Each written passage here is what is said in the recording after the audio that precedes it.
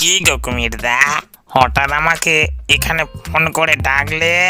অত দূর থেকে আমি আইলুম, আমার একটু ফুচকা টুচকা খাবে না নাকি? আরে পকেটে একটাও কানা করি নেই বুঝলি, তোর কি খাওয়া বললেন? চল না দুজনের চাষবাস করে একটু রোজগার করা যাক। কুমিরদা, তুমি সেই কিপটেই রয়ে গেলে বুঝলে। তা তুমি বলছো যখন, চলো দুজনে একটু চাষবাস করি। তা কি চাষ করার ইচ্ছা আছে শুনি? একটু আলু চাষ করলে কিরম হয় বলতো? হ্যাঁ, তুমি শুধু আলু খাও আর ভুঁড়ি বাড়াও। তা বলছো যখন, চলো আজকের থেকে আলুর চাষবাস শুরু করে দিই। এই জমিটা চাষের পক্ষে খুব ভালো বুঝলে, চলো এখানেই চাষ করি। বলছিস যখন তাহলে চল এখানেই চাষ করি। কিন্তু একটা কথা আগে থেকে বলে দিচ্ছি রে, চাষের পর যা ফসল হবে ফসল কিন্তু আমি ভাগ করব, নাহলে তুই বুঝবি না রে, আমি তোর চেয়ে একটু বড় আছি তো। হ্যাঁ হ্যাঁ, সে না হয় তুমি করবে, এখন আগে চাষটা তো করি। শিয়ালবাটাকে ভালো রকমের বোকা বানিয়েছি। যখন আলু গাছ হবে তখন বলবো আলু গাছের ওপরের অংশ আমায় দে আর শিকড়ের অংশ তুই নে, হে হে। সব আলুগুলো আমি হাতিয়ে নেব। অবশেষে আলু গাছগুলো হয়েই গেল।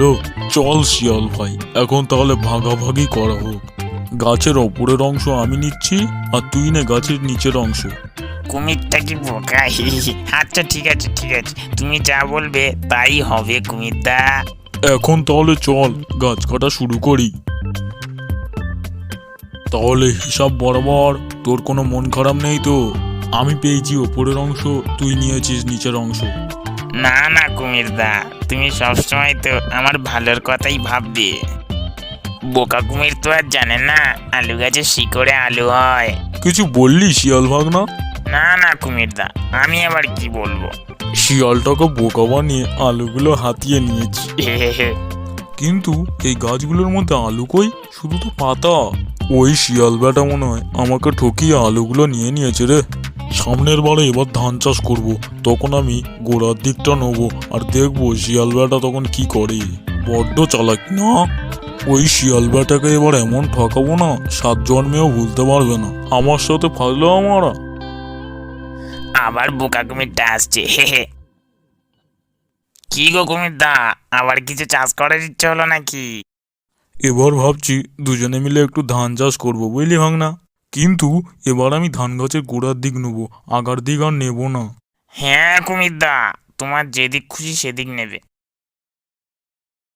তাহলে কথা মতো আমি ধান গাছের গোড়ার দিকটা নিই, তুই আগার দিকটা নিয়ে নে।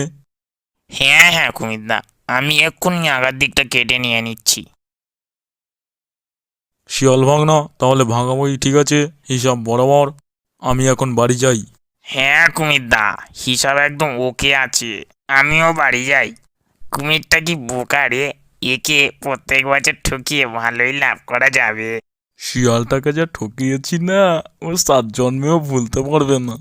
একই রে ভাই, ধান কই? এ তো শুধু খড়। মনে হয় শিয়াল বেটা আবার আমাকে ঠকিয়েছে রে, ওর সাথে আর কোনোদিনও চাষবাস করবো না। বন্ধুরা, শিয়াল বেটা এটা আমার সাথে ঠিক করেছে না ভুল করেছে তোমরা সেটা কমেন্টে জানাবে। আর আমার চ্যানেলে যদি নতুন হও, আমার চ্যানেলটা কিন্তু অবশ্যই করে সাবস্ক্রাইব করে রাখবে।